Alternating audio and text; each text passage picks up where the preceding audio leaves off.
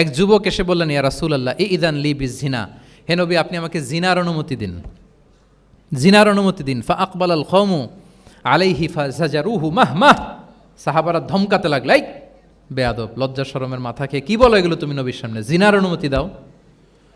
ওয়ালা তাকরাবুজ জিনা, আল্লাহ বলেন জিনার কাছেও যেও না, ব্যভিচারের কাছেও যেও না। তুমি নবীর সামনে এসে এই পাপের অনুমতি চাও? রাসূল ইসলাম কিছু বললেন না।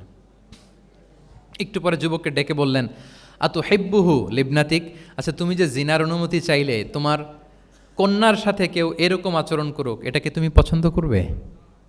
সে বলল, লা ইয়া রাসূলুল্লাহ, কেউই পছন্দ করবে না এটা। আচ্ছা, আতু হিব্বুহু লি উম্মিক, তোমার মায়ের সাথে কেউ অপকর্ম করবে, এটা তুমি পছন্দ করবে? লা ইয়া রাসূলুল্লাহ, না। আতু হিব্বুহু লি উখতিক, তোমার বোনের সাথে কেউ এই কাজ করবে, তুমি পছন্দ করবে? সে বলে, না।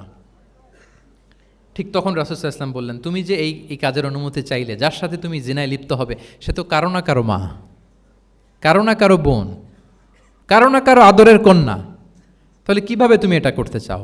যুবক লজ্জিত হয়ে গেল।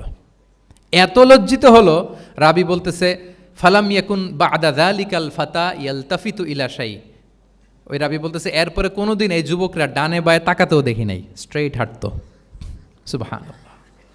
রাসূল ইসলাম দোয়া করেছিলেন তার জন্য, আল্লাহুম্মা গফির যামবাহ ওয়া তাহহির কলবাহ ওয়া হাসসিন ফারজাহ, আল্লাহ তুমি তার গুনাহ মোচন করো, পাপ মোচন করো, আল্লাহ তুমি তার অন্তরকে পরিশুদ্ধ করো, আল্লাহ তুমি তার চরিত্রকে নিষ্কলুষ করে দাও। নবীর দোয়ার বরকতে চিরজীবনের জন্য নিষ্কলুষ পবিত্র তিনি হয়ে গেছেন।